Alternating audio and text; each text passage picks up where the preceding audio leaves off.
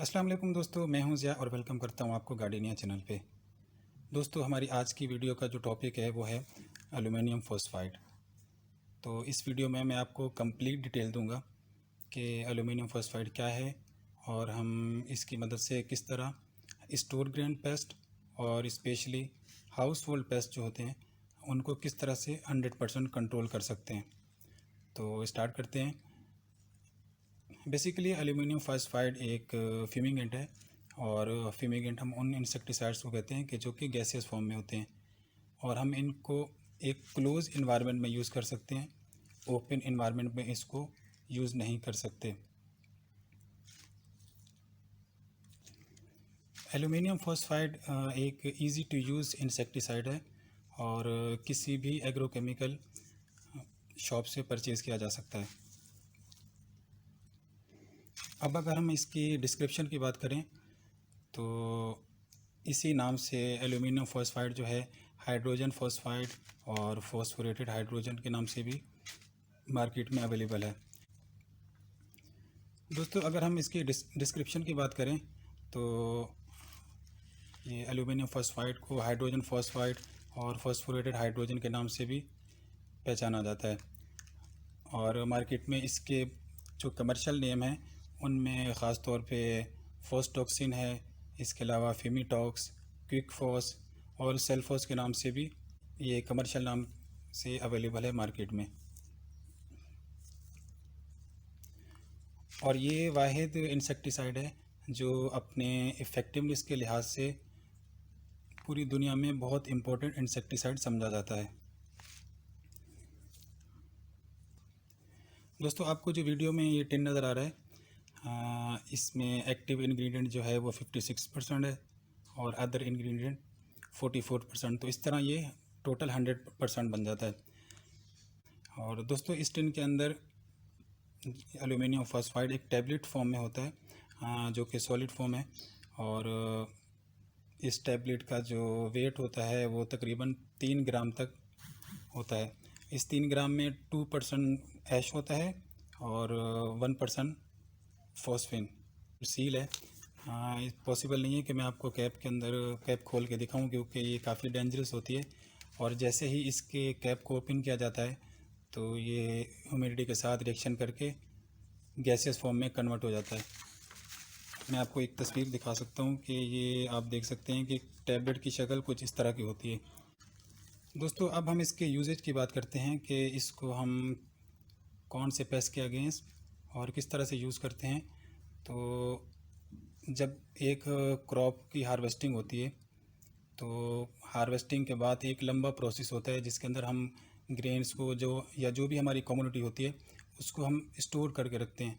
तो उस स्टोरेज में जो स्टोर ग्रेन पेस्ट होते हैं उनका काफ़ी सीवियर अटैक होता है। उन पेस्ट में से खपरा बीटल है, राइस वीविल, ट्राइबोलियम कस्टीनियम, ट्राइबोलियम कन्फ्यूजियम।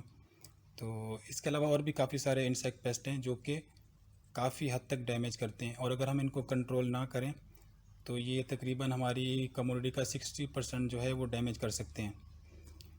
इसके अलावा हम इसको हाउस होल्ड पेस्ट में तो काफ़ी सारे नाम हैं, लेकिन आजकल जिन 2 पेस्ट से सबसे ज़्यादा लोग परेशान हैं उनमें सबसे जो मोस्ट इम्पोर्टेंट है वो है बेड बग, जिसे खटमल भी कहते हैं। उसके अलावा कॉकरोचेस।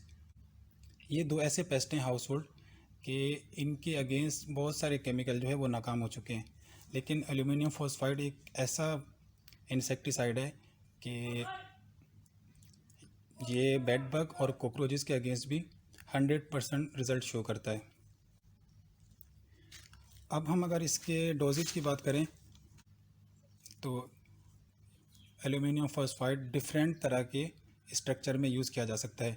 उसके लिए एक ही शर्त है कि आपका जो भी स्ट्रक्चर है चाहे किसी फॉर्म में हो तो उसको टोटली क्लोज होना चाहिए। तो इसमें मैं आपको डोजेज बता देता हूँ। इसको साइलोज़ में इसको यूज़ कर रहे हैं तो उसमें इसका जो डोज रेट है वो आप 5 to 10 टैबलेट पर टन ऑफ ग्रेन यूज़ कर सकते हैं। मतलब कि आपके पास अगर 1 टन है तो उसमें आप 5 से 10 टैबलेट यूज़ कर सकते हैं। इसके अलावा अगर आपके पास लूज़ गुड्स हैं तो उसमें भी आपका डोज है वो यही रहेगा, 5 to 10 टैबलेट्स। इसके अलावा जो हमारे पास बैग्स होते हैं, तो उन बैग्स को भी आप फ्यूमिगेट कर सकते हैं, लेकिन उसके लिए आपको बैग्स को एक जगह रखने के बाद उसके ऊपर आपको एक पॉलीथीन शीट से कवर करना पड़ेगा।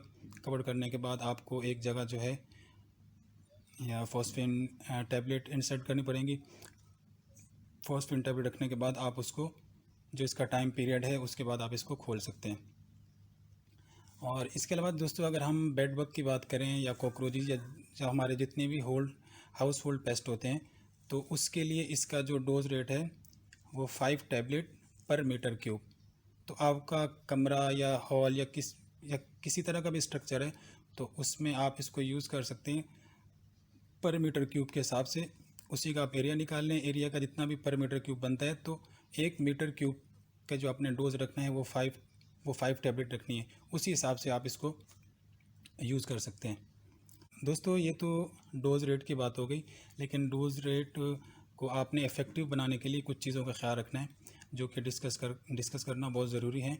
जैसे कि आप कहीं भी किसी भी स्ट्रक्चर को फ्यूमिगेट करने लगें, तो सबसे पहले आपने देखना है कि वो कम्प्लीटली क्लोज़ होना चाहिए और उसमें जो ह्यूमिडिटी है वो कम से कम हो। इसके अलावा आपने ये देखना है कि उसकी फ्लोर या ग्राउंड से किसी तरह की भी कोई लीकेज ना हो, क्योंकि अगर थोड़ी सी भी लीकेज होगी तो ये गैस जो है ये एस्केप हो सकती है, जिसकी वजह से हमारी जो बाहर की डोमेस्टिक एनिमल्स हो गए या हमारा बाहर का एनवायरनमेंट है उसके लिए प्रॉब्लम क्रिएट कर सकता है। दोस्तों, स्टोर ग्रेन को फ्यूमिगेट करने का जो प्रोसीजर है वो बिल्कुल सिंपल ही है कि आपने टैबलेट रख देनी है, लेकिन टैबलेट रखने के लिए आप कोई डिस्पोजेबल प्लेट्स ले सकते हैं या कोई इस तरह का पेपर ले सकते हैं जिसके ऊपर आप टैबलेट रख दें। अगर आपका स्ट्रक्चर एक रेक्टेंगुलर शेप का है और जैसे एग्जांपल के आपने 100 टैबलेट यूज़ करनी है, तो आप 100 टैबलेट एक जगह पर नहीं रखेंगे, बल्कि आपने 3 जगह पर उसको रखना है। 30 और 40 के हिसाब से आपने टैबलेट रखनी है। टैबलेट रखने के बाद आपने उसको क्लोज़ कर देना है। आपने 5 दिन का इसको एक्सपोजर टाइम देना है। 5 दिन के बाद आपने डायरेक्ट उसका डोर नहीं खोलना, बल्कि मास्क लगाना है। मास्क लगाने के बाद आप थोड़ा सा दरवाज़ा खोलेंगे, उसके बाद उसको छोड़ देंगे और फिर 3-4 घंटे के बाद जो है उसको कंप्लीट डोर उसका ओपन कर देंगे और उसके जो वेंटिलेटर हैं या फ़ैन वगैरह हैं वो ओपन कर देंगे। और जो टैबलेट होंगी तो वो, ये आपको नज़र आ रही है कि टैबलेट फॉर्म में है, लेकिन आप जब फ्यूमिगेशन कर देते हैं और उसके 3-4 दिन के बाद जब आप उसको खोलेंगे तो वो एक पाउडर फॉर्म में होगी। तो आपने उस पाउडर फॉर्म को डिस्कार्ड करना है, बहुत ही सही तरीके से डिस्कार्ड करना है। उस पाउडर फॉर्म को आपने किसी चीज़ में रैप करना है। रैप करने के बाद आप या तो उसको डंप कर दें या उसको ऐसी जगह रखें कि उसका और पानी का रिएक्शन आपस में ना हो, क्योंकि अगर पानी से रिएक्शन हो जाता है तो ये काफ़ी प्रॉब्लम क्रिएट कर सकता है। दोस्तों, इसी तरह ही हाउस होल्ड पेस्ट का भी सेम कंट्रोल है।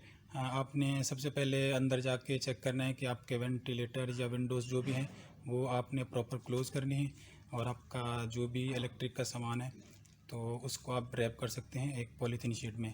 उसके बाद आप जैसे एग्जांपल के 50 टैबलेट आपने रखनी है एक रूम में, तो आपने वो 50 टैबलेट्स 3 से 4 जगह में अलग अलग जगह रखनी है।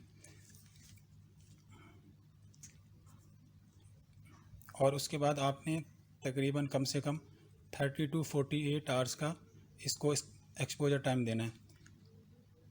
उसके बाद सेम आपने, जब आपका एक्सपोजर टाइम कंप्लीट हो जाए तो उसके बाद आपने जो डोर है वो पहले थोड़ा सा खोलना है। उसके बाद आपने तकरीबन 1 घंटे तक वेट करना है।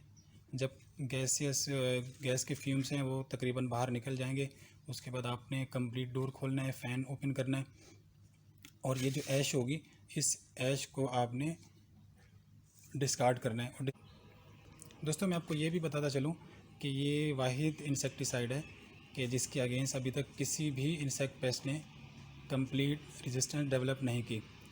और इसका जो मोड ऑफ एक्शन है, ये इंसेक्ट की बॉडी में पेनिट्रेट कर जाता है थ्रू स्टिग्मा, जहाँ से इंसेक्ट ब्रीथ करते हैं। और दूसरा, ये बहुत ही चीप रेट में आपको मिल जाता है। इसकी पैकिंग छोटी भी होती है, 50 टैबलेट्स की भी इसकी पैकिंग होती है, उसी हिसाब से 100 टैबलेट की। तो ये तकरीबन 500 टैबलेट्स का टिन है। और आप इसका ये कैप है, तो आपने जब भी इसको यूज़ करना है तो आपने पहले मास्क लगाना है, और अगर गूगल्स हों तो आप वो भी यूज़ कर सकते हैं। इसको खोलने के बाद आपने वो टैबलेट रखनी है, टैबलेट रखने के बाद इसको फ़ौरन बंद कर देना है, और बंद करने के बाद आपने उस जगह से बाहर चले जाना है, और फिर कंप्लीट आपका जो स्ट्रक्चर है उसको कंप्लीट क्लोज़ कर देना है। तो इसमें इस चीज़ का काफ़ी ख्याल रखना है कि अगर ये मिसयूज़ हो जाए तो इसका इफ़ेक्ट वैसे ही होता है जैसा इंसेक्ट पेस्ट के ऊपर होता है, वैसा ही ह्यूमन बींग्स और डोमेस्टिक एनिमल पे भी इसका इफ़ेक्ट हो सकता है। दोस्तों, फ्यूमिगेशन से रिलेटेड अगर कोई भी आपके माइंड में क्वेश्चन हो तो आप इजीली कमेंट में पूछ सकते हैं। वीडियो अच्छी लगी हो तो लाइक और चैनल को सब्सक्राइब ज़रूर कीजिएगा। Thank you.